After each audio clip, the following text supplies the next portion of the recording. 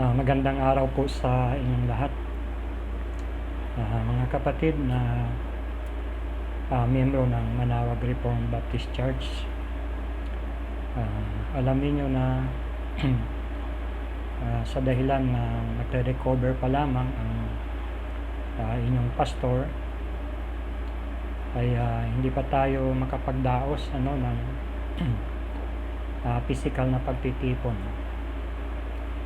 Kaya in-encourage ko kayo na maki-join muna tayo sa virtual worship service ng Cubao Reformed Baptist Church. Ganun pa man, nais kong magbigay pa rin ng maiksing pangangaral sa inyo, mga kapatid. Alam po ninyo nung nasa ospital ako at naranasan ko ang mahirap na sitwasyon, yung punto na nananalangin ako sa Diyos na bigyan niya ako ng kagalingan at ng buhay.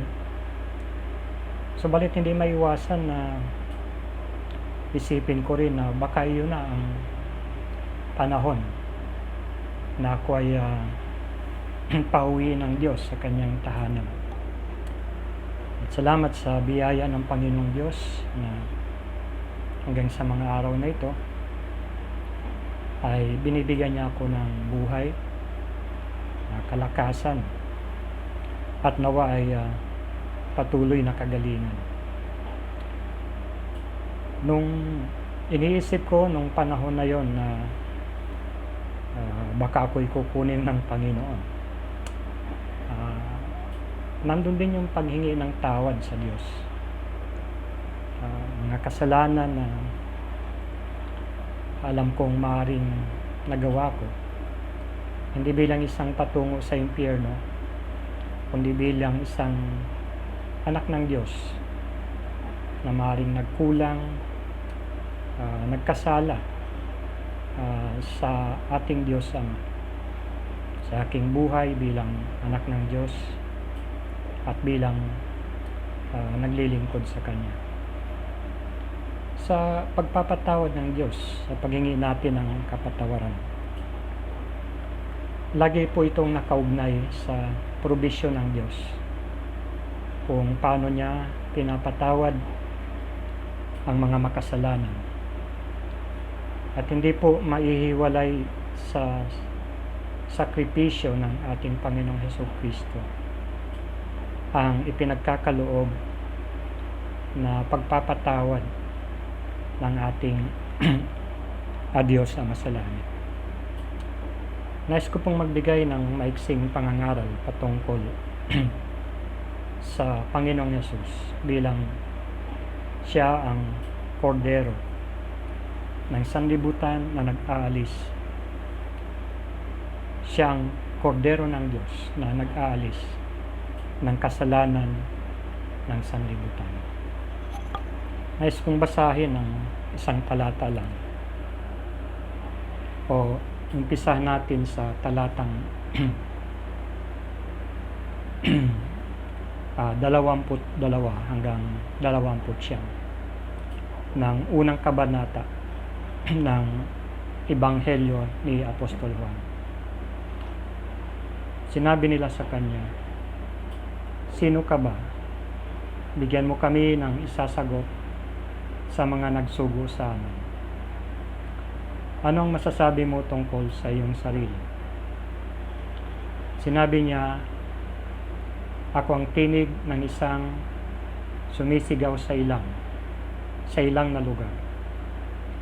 Tuwirin ninyo ang daan ng Panginoon." Gaya ng sinabi ng propeta Isaias.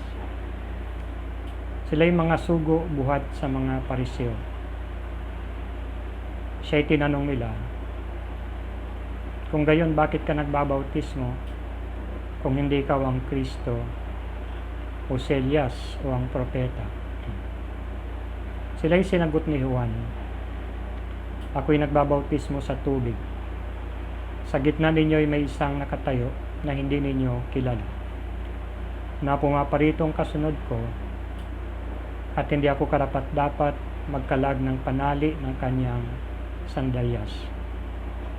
Ang mga bagay na ito ay nangyari sa Betania, sa kabilang ibayo ng Jordan, na pinagbabautismuhan ni Juan.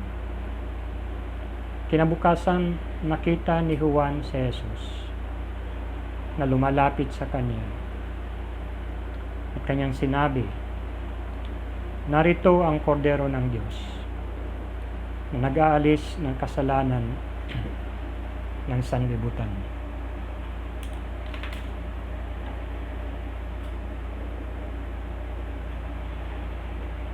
Ito po ang eksena sa Ebanghelyo ni Apostol Juan, kung saan unang nagpakita ang Panginoong Hesukristo. At sa unang pagkakataon na nakaharap ni Juan Bautista ang Panginoong Hesus, ay sinabi niya, "Narito ang kordero ng Diyos na nag-aalis ng kasalanan ng sanlibutan." Sa English ay behold, o yung narito, or behold. Ayan po yung phrase na sa Hebrew Old Testament ay ginagamit kapag ang Diyos ay may mahalagang pagpapahayag ng kanyang sarili. Behold your God. At ginamit ito dito ni Juan Bautista. Behold the Lamb of God. Sino si Juan Bautista? Paano niya pinakilala ang kanyang sarili sa mga pari at Levita na isinugo ng mga Hudyo upang siya ay siyasatin? Sinabi niya na ako ang tinig ng isang sumisigaw sa ilang na lugar. Tuwirin ninyo ang daan ng Panginoon, gaya ng sinabi ng propeta Isaias. Quoted po ito sa aklat ni propeta Isaias. A voice cries in the wilderness, prepare the way of the Lord. Sino ang Lord? Na ang sabi ni Isaias, siya ang tinig na sumisigaw sa ilang. Ihanda ninyo ang daraanan ng Panginoon. Ang Diyos o ang Panginoon ng Israel. Subalit ini-address niya ito ngayon sa ating Panginoong Hesukristo, na siya ang kordero ng Diyos. Behold the Lamb of God that takes away the sin of the world. Propeta si Juan Bautista, at ipinahayag ito sa kanya ng Panginoong Diyos. Subalit may tatlong biblical na referensya kung saan ang titulong ito ng Panginoong Hesukristo ay nagbibigay po ng liwanag. At simple lang ang mensahe ng maiksing pangaral na ito. Ang kordero ng Diyos na nag-aalis ng kasalanan ng sanlibutan.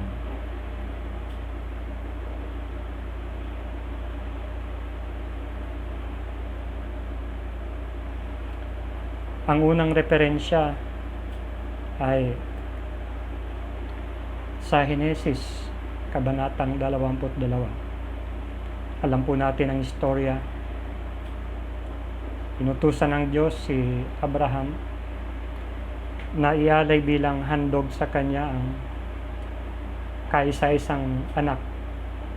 Siya yung anak ng pangako ng Diyos kay Sarah at kay Abraham, si Isaac, doon sa bundok ng Moriah. Tumalima si Abraham kasama ang kanyang anak na si Isaac. Nagtanong si Isaac habang sila'y nasa daan, kompleto ang kanilang gagamitin maliban sa isang kulang, at yun ang pinakamahalaga, ang korderong ihahandog. At ang sabi ng kanyang amang Abraham, ang Diyos ang magkakaloob. Nang akma ng papatayin ni Abraham si Isaac, pinigilan siya ng anghel ng Diyos at nakita niya ang isang tupa na nasabit sa mga sanga. Kinuha niya yon at yun ang inihandog niya sa Diyos, kapalit ni Isaac. Pagkatapos niyon ay sinabi ni Abraham, ang Diyos ang nagkakaloob. Jehovah Jireh. Sa bundok ng Diyos, ang Diyos ay nagkaloob. Jehovah Jireh, pangkaraniwang mga salita na ginagamit ng marami sa mga probisyon ng Diyos sa material o sa physical na mga bagay. Subalit ito po ay ginamit sa Biblia upang ipakita ang probisyon ng Diyos sa tupa na siyang humalili sa buhay ni Isaac. Pinatay ang tupa bilang handog, subalit buhay si Isaac. May mga naniniwalang scholar na ang Mount Moriah, totoo po yun ang Old Jerusalem, at malapit daw sa Mount Moriah ang lugar na kung saan ipinako at namatay ang ating Panginoong Hesus. Sa bundok ng Diyos, ang Diyos ay nagkaloob ng kahalili.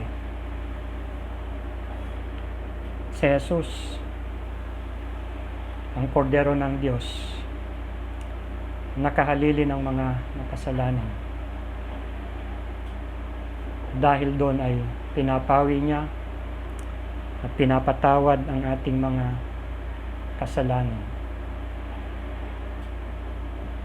Probisyon ng Diyos ang kordero.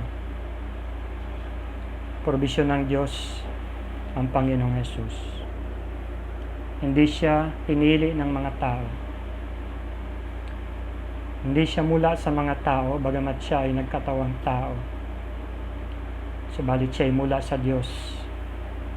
Isinugo ng Diyos upang maging tagapagligtas at manunubos ng mga sasampalataya. May mga tupang handog noon sa templo na pwedeng i-reject ng mga tao sapagkat kinakailangan walang kapintasan ang tupang ihahandog. Subalit si Jesus ay walang kapintasan. Ang pagre-reject sa kanya ay pagre-reject sa kaligtasan at kapatawaran at buhay na walang hanggan na sa kanya lamang po natin matatagpuan. Maring may mga pumipintas kay Jesus sapagkat hindi nila maranasan ang mga pagpapalang material o mga layaw sa buhay. At ginagawa nilang basihan yan upang piliin o i-reject ang isang Diyos na kanilang paniniwalaan. Subalit ang kanilang nire-reject ay ang nag-iisang provision ng Diyos, ang kordero ng Diyos, na siya lamang pwedeng mag-alis ng kasalanan ng sanglibutan. Pwede kang magkamali ng mga bagay dito sa mundo na iyong pipiliin. At sa una maaaring sabihin mo, ito ang ibinigay ng Diyos. Subalit yun ay walang hanggang consequence.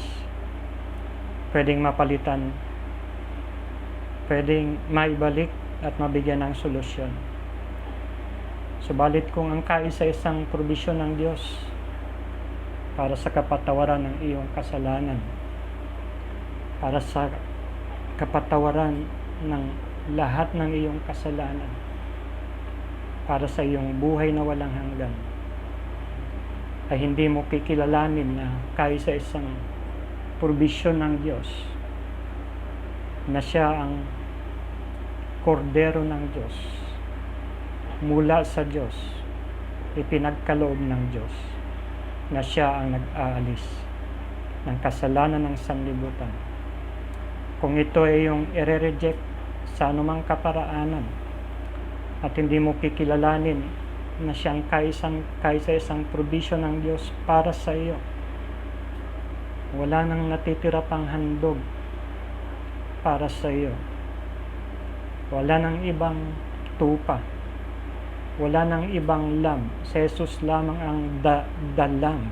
Siya ang the lamb. Siya ang nag-iisa na kordero na nag-aalis ng kasalanan ng sanlibutan.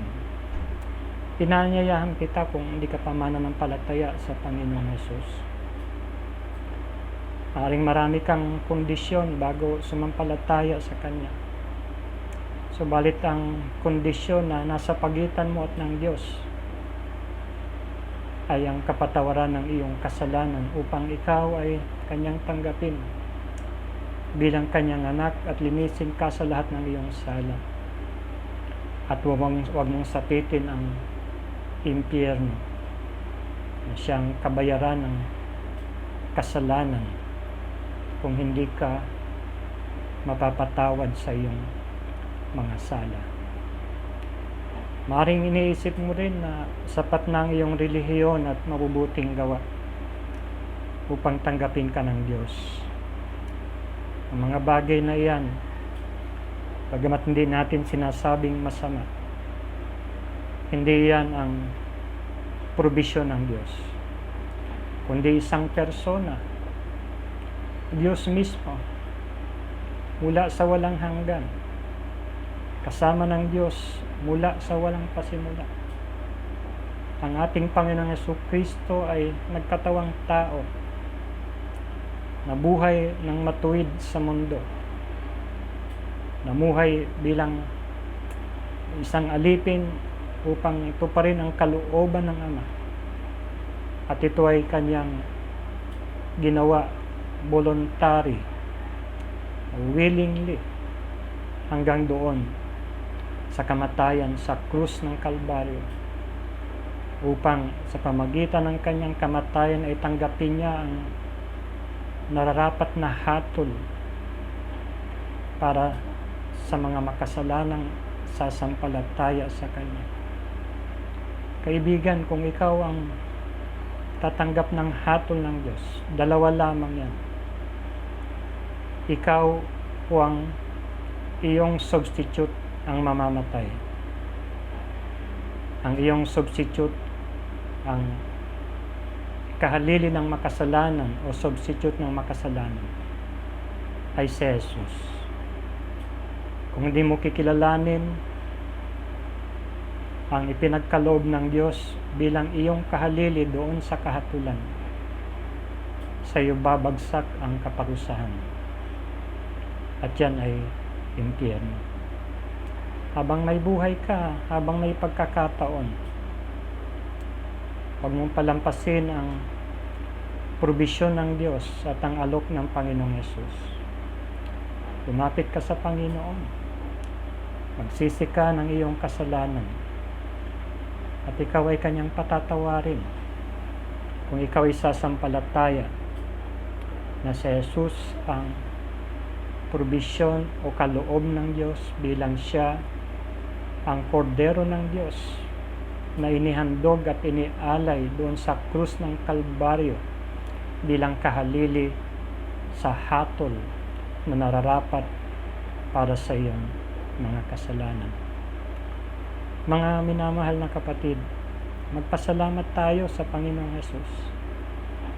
Hindi man tayo pisikal na makapagtipon, subalit may mga kaparaanan upang patuloy tayong sumamba, manalangin, mag-aral ng kanyang mga salita. Palaguin po natin ang ating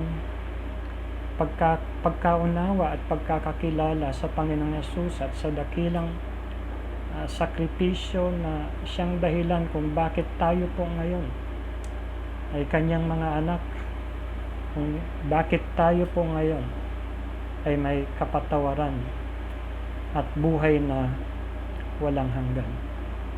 Ingatan po natin ang ating mga sarili mula sa kasalanan at kasamaan, kung saan ang ibinayad ng Panginoong Yesus sa mga kasalanang iyan ay ang kanyang mahalagang buhay. Ang Panginoong Yesus ay hindi na natiling patay. Umakyat po siya sa langit. Isang araw siya ay muling babalik, hindi upang ipanganak o ipako muli sa krus. Babalik siya bilang isang hukom na magbibigay ng hatol na kaparusahan sa mga hindi mananampalataya na binigyan ng pagkakataon. Subalit upang kanyang isama din sa kanyang kaluwalhatian sa bagong langit at bagong lupa ang mga makasalanang tumanggap ng kapatawaran, mga makasalanang nagsisi at sumampalataya sa nag-iisang probisyon ng Diyos, ang kordero ng Diyos na nag-aalis ng kasalanan ng sanlibutan. Manalangin po tayo. Salamat po, Ama, sa dakilang probisyon ninyo ng pagliligtas sa mga makasalanan na katulad namin. Si Jesus ang kordero ng Diyos na nag-aalis ng kasalanan ng sanlibutan. Ang sino mang lumalapit sa Kanya ay hindi itataboy, bagkus ay magkakaroon ng kapatawaran at buhay na walang hanggan. Na kung wala ka, Panginoong Yesus, na siyang humalili sa mga sasampalataya sa inyo, ay walang hanggang kaparusahan na nararapat naman talaga sa mga makasalanan na tulad namin. At iyon po ang impyerno. Loobin niyo po ng mga hindi pa naglalagak ng kanilang tiwala at pananampalataya sa inyo, Panginoong Yesus, ay magkaroon ng pagsusuri sa kanilang sarili.